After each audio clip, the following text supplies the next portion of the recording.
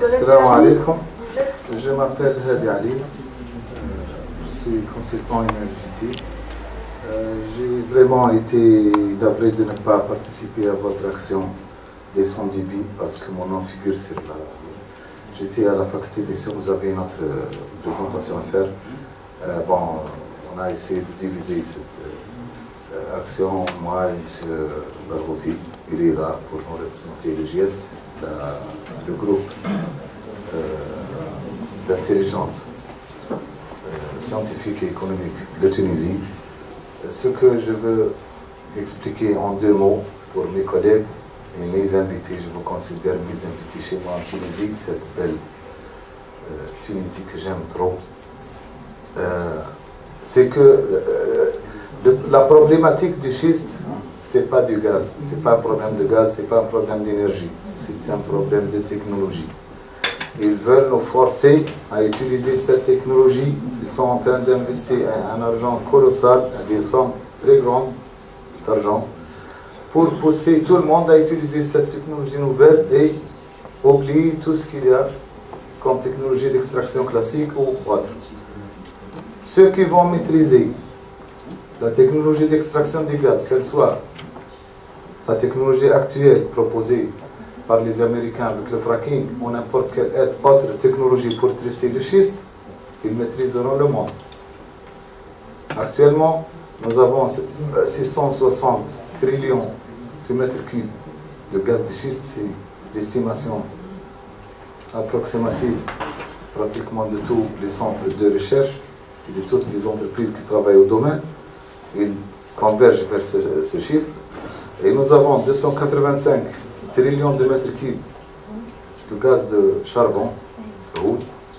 Et aussi nous avons 185 trillions de mètres cubes de gaz naturel, classique. Si vous comparez ces chiffres, vous allez voir et vous allez conclure que ceux qui vont maîtriser la technologie du gaz de schiste, qu'elle soit l'actuelle que nous rejetons ou celle qui viendra, certainement, ils vont diriger ce monde. Donc la bataille se déroule au terme technique, ce n'est pas un besoin.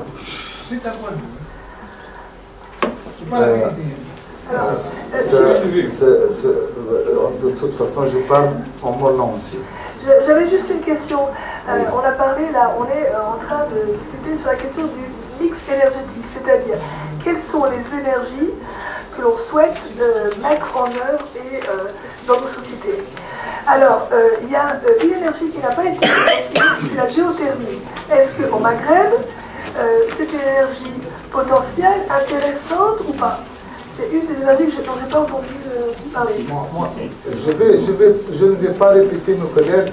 Oui, parce que c'est ça, vous risquez de redire ce qui a été dit. Oui, on peut utiliser l'énergie géothermique, on peut utiliser l'énergie marémotrice, on peut utiliser l'énergie éolienne, l'énergie solaire. Toutes ces sources sont tangibles. Je pourrais aussi parler d'énergie du thermocouple. Nous sommes une zone chaude le jour, froide la nuit. On peut jouer sur ce terme. Nous avons entre 10 et 15 degrés de différence de température entre le jour et la nuit. Personnellement, je vous garantis que si vous enfoncez un piquet de 3 mètres de long dans le sol au désert, vous allez récupérer du corps. Multipliez ces rods, vous allez avoir des centrales. Et multipliez ces centrales sans défigurer le désert, sans créer de déchets, vous pouvez les récupérer pour en faire du béton armé après, si vous voulez. Ça, c'est une autre approche. Donc le problème, c'est la pensée elle-même, c'est la mentalité. Le schiste, ce n'est pas le gaz, c'est la technologie. Ce que nous sommes en train de faire, c'est blackout pour le gaz de schiste en Tunisie. Voilà. C'est à vous. Merci beaucoup. Alors, ce que je vous propose maintenant, parce que c'est un des thèmes qui n'a pas été dit, le gaz de schiste et plus globalement la question énergétique, ce sont des questions pour moi démocratiques. On a beaucoup parlé tout à l'heure de l'opacité, du secret. Et pourquoi j'ai voulu faire cette conférence, cette rencontre, et avec une approche maghrébine? C'est parce que justement la société civile a commencé à se mettre en route et c'est essentiel. L'enjeu aujourd'hui, c'est que ces choix de société, parce qu'on l'a dit tout à l'heure, hein, c'est des investissements qui nous emmènent sur des 20, 30 ans, etc. Alors, il faut absolument qu'on arrive à permettre aux citoyens de faire les choix et non pas simplement un petit groupe. Alors, la question que je voudrais poser à nos intervenants et puis après à la salle, c'est, selon vous, quelle stratégie, comment faire pour arriver à ce que les citoyens prennent en charge cette question, alors en termes de communication, alors je ne sais pas, réseau de la société civile et des associations, comment vous voyez-vous, quelle stratégie pour que cet enjeu de l'énergie, on va dire plus globalement des stratégies énergétiques, des choix d'énergie dans nos sociétés, soient bien des choix dans un cadre démocratique. Alors à vous la parole. M. Balouti, vous voulez commencer ou... Alors...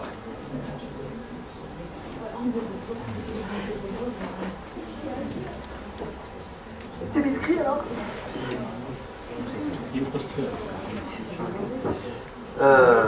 Très bien. Bon, si vous permettez, je vais vous raconter ma petite expérience du collectif que je représente aujourd'hui. C'est le collectif national pour la liberté citoyenne. Voilà, sans prétention, mais voilà, c'est juste pour vous dire l'approche qu'on avait décidée au départ. Déjà, ce collectif, le CNLC, a été créé justement pour s'opposer à l'exploitation du gaz du schiste. Mais au cours de la réunion, lors de la création du CNLC, nous sommes dit aujourd'hui il y a le gaz de schiste, mais demain peut-être qu'il y aura un autre problème, après-demain peut-être qu'il y aura un autre problème. Donc nous devons inscrire toutes les questions dans notre lutte. C'est-à-dire que nous privilégions la démarche citoyenne. Voilà. C'est-à-dire que pour nous, un Algérien, ce n'est pas un individu, c'est un citoyen. Nous sommes contre la dictature des experts. Non, nous sommes, bien sûr, nous sommes contre la dictature des experts, mais en fait, nous sommes pour une visibilité encore plus accrue et encore une visibilité, c'est-à-dire régulière des experts pour qu'ils s'opposent à ce projet. Voilà. C'est juste pour souligner un point. Maintenant, depuis la création du CNLC, qu'est-ce qu'on a fait? Moi, bon, je ne vais pas vous mentir, moi je suis journaliste. J'en ai profité pour activer mon réseau au sein de la presse algérienne. Voilà. J'ai organisé des réunions vraiment informelles avec des confrères pour leur expliquer quelle est la dangerosité. Et j'en profite à chaque fois, à chaque conférence, même si elle est d'ordre social, à chaque conférence, chaque couverture médiatique, j'en profite pour discuter avec mes confrères pour leur dire, voilà, enfin, tout ce qu'on a abordé depuis 14 heures, je ne vais pas le répéter, moi en tout cas j'aborde tous les sujets, qu'ils soient politiques, économiques ou écologiques. Voilà, j'en profite. Deuxièmement, au sein du CNLC, nous avons des artistes qui activent avec nous, notamment Aziz Hamdi qui est présent. Lui, il profite et il profite de sa position dans le domaine artistique pour sensibiliser. Qu'est-ce qu'on a fait par ailleurs? On a créé un site internet. Bon, ça coûte aujourd'hui, avec la démocratisation de l'outil internet, ça coûte 10 € par an. Qu'est-ce qu'on fait actuellement? Depuis, nous écrivons des articles pour aborder cette problématique d'exploitation de gaz de schiste sur tous ses volets. Nous avons organisé quelques conférences et on a invité des experts pour expliquer la dangerosité de ce projet. Maintenant, concrètement, voilà, je voulais pas m'attarder sur l'expérience des CNLC. Maintenant, concrètement, je pense que plus on vulgarise le sujet de l'exploitation de gaz de schiste, plus les citoyens dans leur ensemble, qu'ils soient issus de tous les profils socio-professionnels, plus on vulgarise le sujet, plus c'est mieux. Pourquoi? C'est-à-dire que l'agriculteur à Oulgla ou Ouadsouf, ce sont des régions sud en Algérie, ou à Menia, ou à Adrar, Bachar, Timimoun.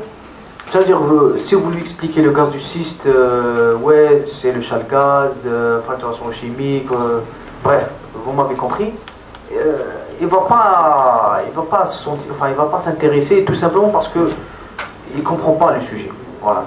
Mais si vous voulez aborder directement la problématique de l'eau, مثلا قال لي يا سي فلان si tu permets ce projet الماء تاعك راح يتلوث والخضره تاعك ما تنتج. Voilà, tout simplement. Ça veut dire des approches directes.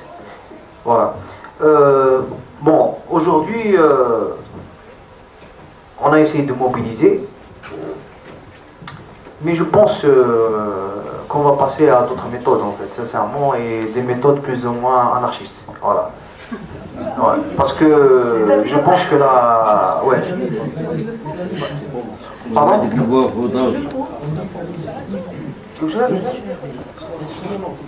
Qu'est-ce que c'est que des anarchistes?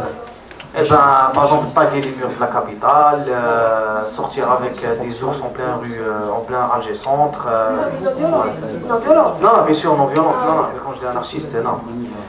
Oui, un peu ce que font les écologistes aussi, des happenings. Hein, Voilà. D'accord, mais non violent. Non, j'ai bien dit plus ou moins. Occupation des surfaces. Voilà. Il est supposé avoir des pays. Voilà. Ceci, voilà, c'est une petite, enfin voilà, c'est la petite expérience du CNSC concernant la démarche entreprise pour s'opposer à l'exploitation de gaz de schiste. Voilà, et merci. Voilà. D'accord.